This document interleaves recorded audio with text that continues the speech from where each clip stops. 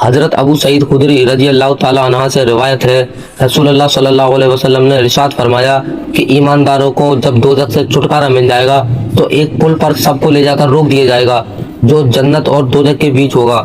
وہاں پہنچ کر سب ایک دوسرے پر دنیاوی حقوق کا تقاضا کریں گے اور جب پاک صاف ہو جائیں گے تو اس وقت جنت میں داخل ہونے کی اجازت مل جائے گی۔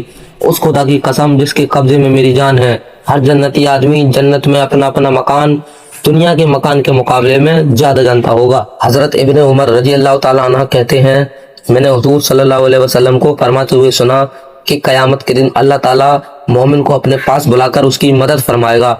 پہلے اس کو حشر کے میدان کے لوگوں سے چھپا لے گا، پھر فرمائے گا تجھے یاد ہے کہ فلاں فلاں گناہ تو نے کیے تھے؟ وہ عرض کرے گا جی ہاں۔ گناہ کا اقرار کرنے کے بعد جب اس کی ہلاکت یقینی ہو جائے گی تو اللہ تعالیٰ فرمائے گا میں نے تیرے ان گناہوں پر دنیا میں پردہ ڈالا تھا، آج معاف کرتا ہوں۔ اس کے بعد اس کو نیکیوں کی کتاب دے دی جائے گی، باقی کافروں اور منافقوں پر گواہی دیں گے، انہوں نے ہی اللہ تعالیٰ پر بہتان باندھا تھا، ظالموں پر خدا کی لعنت۔ حضرت ابن عمر رضی اللہ تعالیٰ عنہ سے روایت ہے، رسول اللہ صلی اللہ علیہ وسلم نے ارشاد فرمایا مسلمان کا بھائی ہے، اس لیے نہ کوئی دوسرے پر ظلم کرے اور نہ اس کو تباہی میں ڈالے۔ جو شخص اپنے بھائی کی ضرورت پوری کرنے کے لیے تیار ہوگا اللہ تعالیٰ اس کا مقصد پورا کرنے کے لیے تیار ہوگا۔ جو شخص کسی مسلمان کی مصیبت دور کرے گا اللہ تعالیٰ قیامت کے دن اس کی مصیبتوں کو دور کر دے گا۔ جو شخص کسی مسلمان کی پردہ پوشی کرے گا قیامت کے دن اللہ تعالیٰ اس کی پردہ پوشی کرے گا۔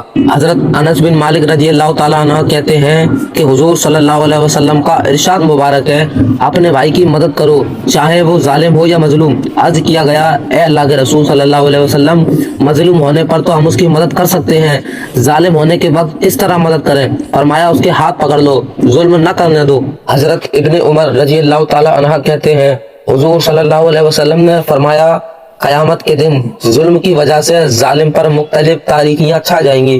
حضرت ابو ہریرہ رضی اللہ تعالیٰ عنہ کہتے ہیں کہ حضور صلی اللہ علیہ وسلم نے ارشاد فرمایا جس نے کسی مسلمان کو ظلم کے طور پر بے عزت کیا ہو یا کوئی اور ظلم کیا ہو وہ آج ہی اس سے معاف کرا لے، ایسا نہ ہو کہ وہ دن آ جائے کہ نہ روپیہ ہو نہ پیسہ ہو اور ظلم کے بدلے اس کی نیکیاں لے لی جائیں۔ نیکیاں نہ ہو تو مظلوم جس پر ظلم کیا جائے کہ گناہ اس کے نامہ اعمال میں لکھ دیے جائیں۔ حضرت سعید بن زید رضی اللہ تعالیٰ عنہ کہتے ہیں میں نے رسول اللہ صلی اللہ علیہ وسلم کو فرماتے ہوئے سنا جس شخص نے کچھ زمین ظلم سے لے لی اس کو سال در سال زمینوں کا توق پہنایا جائے گا۔ حضرت ابن عمر رضی اللہ تعالیٰ عنہ کہتے ہیں حضور صلی اللہ علیہ وسلم نے فرمایا جس نے تھوڑی سی زمین بھی ظلم سے لے لی اس کو قیامت کے دن ساتوں زمین تک دھسایا جائے گا۔ حضرت ابن عمر رضی اللہ تعالیٰ عنہ کچھ لوگوں کی طرف سے گزرے جو کھجوریں کھا رہے تھے، آپ نے دو کھجوریں ملا کر کھانے سے منع فرمایا اس وقت تک کہ ایک شخص دوسرے کو اجازت نہ دے دے۔ حضرت عائشہ رضی اللہ تعالیٰ عنہ فرماتی ہیں خدا کے نزدیک سب سے بڑا غضب والا وہ آدمی ہے جو بہت جھگڑتا رہتا ہو۔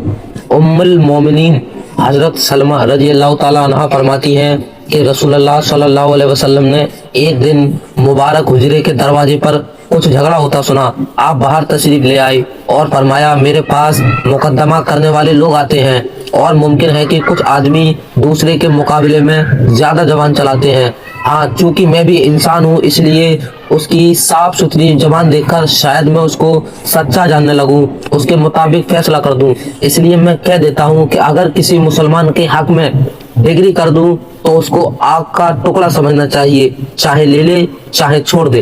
حضرت عقبہ بن عامر رضی اللہ تعالی عنہ نے حضرت محمد مصطفیٰ صلی اللہ علیہ وسلم سے عرض کیا اے اللہ کے رسول صلی اللہ علیہ وسلم، آپ ہم کو صدقہ وصول کرنے کے لیے کہیں بھیجتے ہیں تو کبھی ہمارا ٹھہرنا ایسے لوگوں میں بھی ہوتا ہے جو ہماری مہمانداری نہیں کرتے، ہم کو کیا کرنا چاہیے؟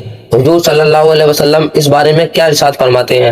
آپ نے فرمایا اگر تم لوگ کہیں ٹھہرو اور تم کو کھانا یا اس کی مناسب قیمت نہ دے دیں تو تم اس کو قبول کر لو ورنہ مہمانی کا حق زبردستی وصول کرو۔ حضرت ابو ہریرہ رضی اللہ تعالیٰ عنہ کہتے ہیں کہ حضور صلی اللہ علیہ وسلم نے ارشاد فرمایا کوئی پڑوسی اپنے پڑوسی کو دیوار میں لکڑی کھوٹا وغیرہ گاڑنے سے منع نہ کرے۔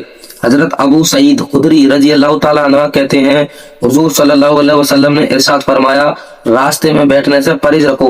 صحابہ نے عرض کیا ہم تو اس پر مجبور ہیں کہ نشست گاہیں نہیں جن میں بیٹھ کر بات چیت کریں۔ فرمایا اگر تم راستے میں بیٹھنا ہی ضروری سمجھتے ہو تو راستے کا حق پورا کیا کرو۔ صحابہ نے عرض کیا راستے کا کیا حق ہے؟ فرمایا آنکھ نیچی رکھنا، تکلیف دینے والی چیزوں کو دور کرنا، سوال کا جواب دینا اور بھلائی کا حکم کرنا اور ناجائز بات سے منع کرنا۔ حضرت ابو ہریرہ رضی اللہ تعالیٰ عنہ کہتے ہیں حضور صلی اللہ علیہ وسلم نے ارشاد فرمایا کہ جب لوگوں میں عام راستے کے بارے میں جھگڑا ہو تو راستہ 7 گز کا ہونا چاہیے، یعنی 7 گز سے کم نہ ہونا چاہیے۔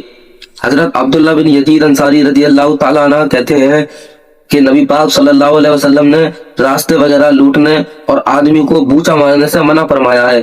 حضرت عبداللہ بن عمر رضی اللہ تعالیٰ عنہ کہتے ہیں حضور صلی اللہ علیہ وسلم نے فرمایا جو مال کی حفاظت کرنے کے لیے مارا گیا وہ شہید ہے۔ حضرت انس رضی اللہ تعالیٰ عنہ کہتے ہیں کہ ایک دن نبی کریم صلی اللہ علیہ وسلم کسی بیوی کے پاس تھے، کسی دوسری بیوی نے پیالے میں کچھ کھانا حضور صلی اللہ علیہ وسلم کی خدمت میں بھیجا۔ صاحب کھانا بیوی نے ہاتھ مار کر پیالہ توڑ دیا، لیکن حضور صلی اللہ علیہ وسلم نے ٹوٹے پیالے کے ٹکڑے ملا کر اس میں کھانا کھایا اور فرمایا کھاؤ۔ قاصد اور پیالے کو اتنی دیر تک رو کے رکھا، جب کھانے سے فارغ ہو گئے پھر ٹوٹا ہوا پیالہ رکھ لیا اور اس کے بدلے میں پورا پیالہ دے دیا۔